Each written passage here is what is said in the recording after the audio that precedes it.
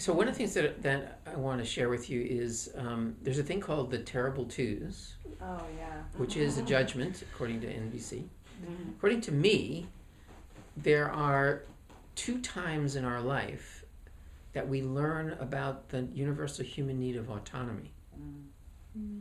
The first time is when you're 2, and the second time is when you're 14. Yeah. And the 2 one is when the child learns that they can say, no, that doesn't work for me. Yeah. That's autonomy. Well, seeing it that way will change the way it feels. It's really interesting. As human beings, we think that other people are trying to just annoy us. They just, because we feel annoyed, it seems like that's the intention of the other party. It's not. It never is. They're just trying to get their needs met. Yeah. And when you understand the other party's needs, then you're in a position to be empathetic with them.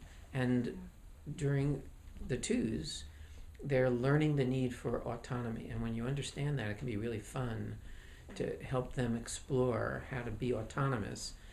And a mistake that a lot of parents are making these days is it's very important that you communicate your needs to your child so that they understand empathy. They understand that you always have to negotiate with other people to get your needs met. But parents hide their needs. For some reason, in this generation of parents, we're not supposed to have any needs. And so, I mean, obviously when they're 1, you're not going to try to get your needs met from them.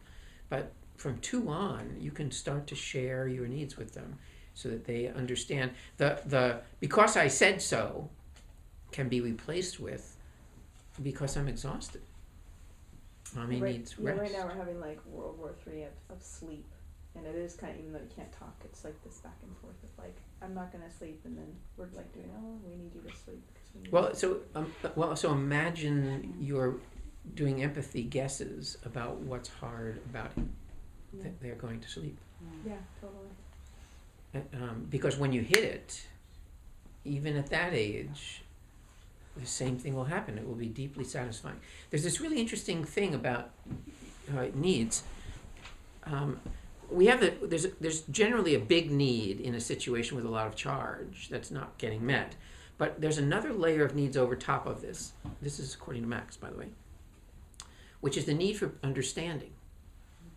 And it turns out that if you can meet the other party's need for understanding, that creates connection, compassion, and satisfaction.